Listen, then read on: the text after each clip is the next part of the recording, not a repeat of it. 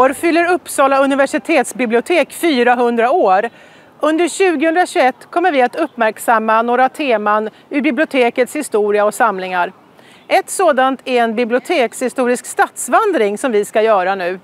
Vi kommer att gå till några platser där biblioteket har funnits. Och vi som är ciceroner är jag, Annika Windahl Pontén. Och jag, Christer Östlund.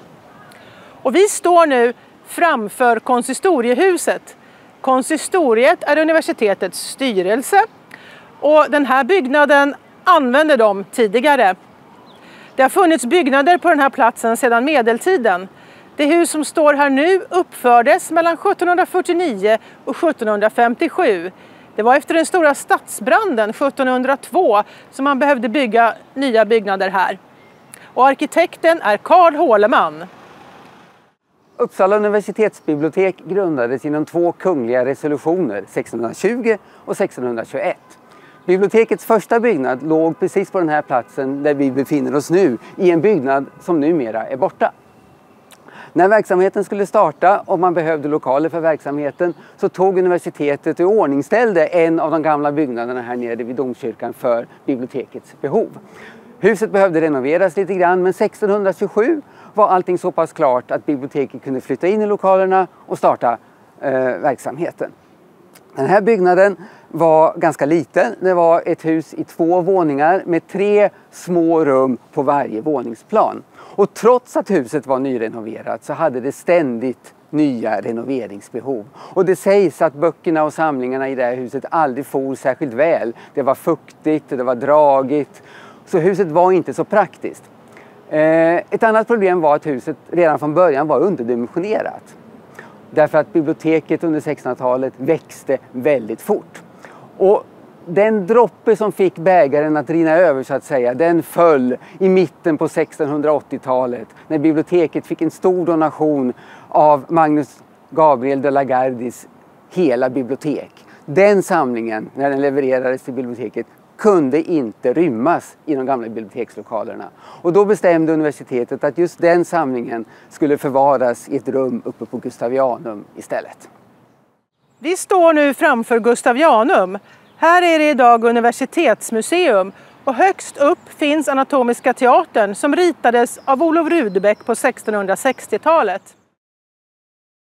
Från början var det här en ärkebiskopsgård som skänktes till universitetet av Gustav II Adolf för att vara universitetets huvudbyggnad.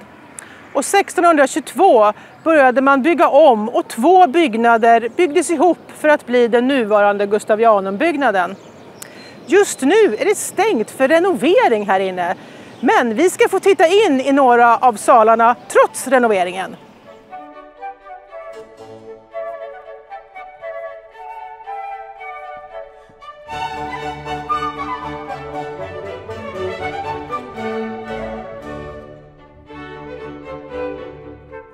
Bibliotekets gamla byggnad hade alltså blivit för liten redan på 1680-talet. Och den de la Gardiska donationen hade fått placeras i ett rum här på Gustavianum. Strax därefter så fattade universitetet beslutet att helt enkelt flytta hela biblioteket upp till Gustavianum. Och 1695 var den flytten genomförd.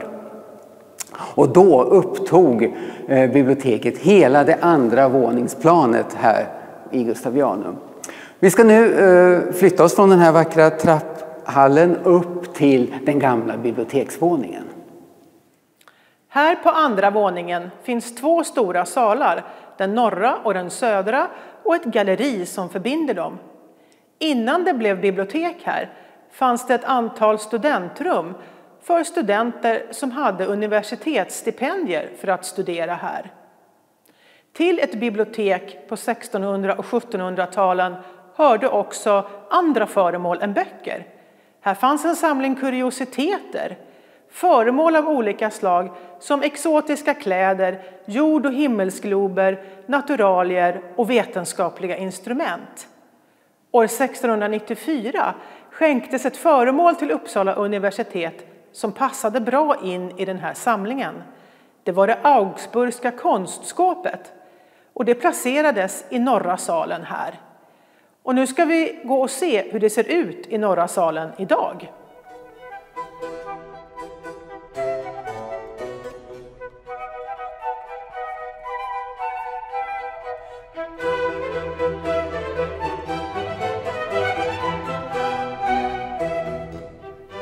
första som slår en när man kommer in i en av de här gamla bibliotekssalarna tycker jag, det är att rummet är så mycket större än vad man kan tro när man ser Gustavianum utifrån. Personligen så tror jag att det här var ett jättesnyggt biblioteksrum.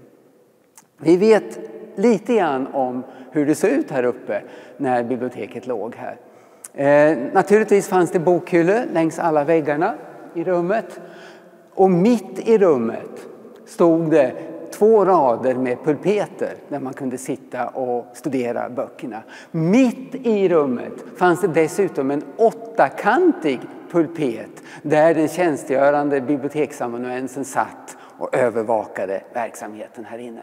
Färgtonen gick i grönt och det hängde tygförhängen vid bokhyllorna och pulpeterna som stod på golvet här var också täckta av grönt tyg. Redan på 1710-talet började det bli fullt i biblioteket. Och det första som man gör då det är att man tar bort pulpeterna på golvet så att man får plats att ställa 2 rader med fristående bokhyllor istället på utrymmet. Så småningom räcker inte ens det. Man börjar ställa böckerna i dubbla rader i hyllorna och så småningom också i 3-dubbla rader. Och efter det så börjar man dessutom fylla rummen under oss med böcker för utrymmet räcker inte till. Biblioteksledningen och universitetsledningen var överens om att det här var ett problem. Så på 1750-talet så startar man en renovering och en ombyggnad av bibliotekslokalerna.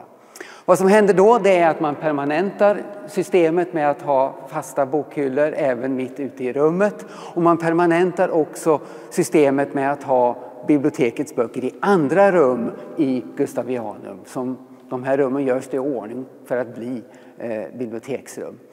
I samband med den här renoveringen så ändrar man också färgsättningen här inne. Man tar bort det gröna och sen gör man färgsättningen lite mer i den tidens anda. Det var ju rokokon som gällde då. Så att färgsättningen här inne blev lite pastellartad, lite rosa, lite grått. Och vi ser en del av det gråa fortfarande här i rummet.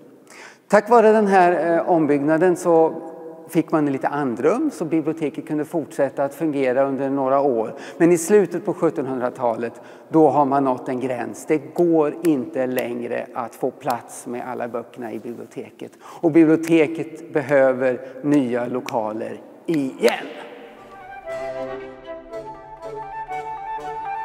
När biblioteket hade vuxit ur lokalerna nere på Gustavianum en gång för alla så beslutade universitetet att bygga ett nytt bibliotekshus. Och då startade en lång diskussion om var det nya biblioteket skulle ligga. Den här diskussionen avslutades inte förrän 1811 när dåvarande kronprinsen, han som sen blev Karl XIV Johan, en dag besökte Uppsala och då föreslog han att det nya bibliotekshuset skulle byggas här uppe på den här åsen som då låg precis i utkanten av Uppsala men med en fantastisk vy ner över staden. Och så fick det bli naturligtvis. Byggnationen startade 1817 och höll på fram till 1841. Och då var huset så pass klart att bibliotekets samlingar kunde flyttas upp från Gustavianum till det nya huset. Och vagnar fullastade med böcker och handskrifter måste ha gått i skytteltrafik precis här där vi står under det året. Den nya byggnaden fick namnet Carolina Rediviva som betyder det återuppståndna Carolina. Och det där syftar på en gammal universitetsbyggnad som hade legat nere vid domkyrkan. Men som man var tvungen att riva på 1780-talet för att huset var så dåligt skick. Men det huset det kallades den Karolinska akademin, eller på latin Academia Carolina. Och när det här huset stod klart då menade man, eller trodde man, sa man att det här nya huset var det gamla huset som hade återuppstått på nytt. Men idag är den här byggnaden också för liten. Faktum är att Carolinabyggnaden har byggts om i alla fall 6 gånger under den tid den funnits. Idag är ju inte ett bibliotek bara en plats för att förvara fysiska samlingar. Vi gör det också. Men ett bibliotek har många fler funktioner. Vi har service till forskare och studenter, vi har läsplatser och mycket annat. Och biblioteket finns idag på alla campusområden och det finns magasin på många ställen i och utanför Uppsala. Och biblioteket växer fortfarande, samlingarna växer. Många av samlingarna är idag digitala och det har ju den fördelen att det inte tar så mycket plats. Men fortfarande förändras bibliotekets uppgifter och funktioner och med det förändras också behovet av lokaler. Det har byggts om många gånger, biblioteket har funnits i många byggnader och vi kan lugnt räkna med att så kommer det att fortsätta vara in i framtiden.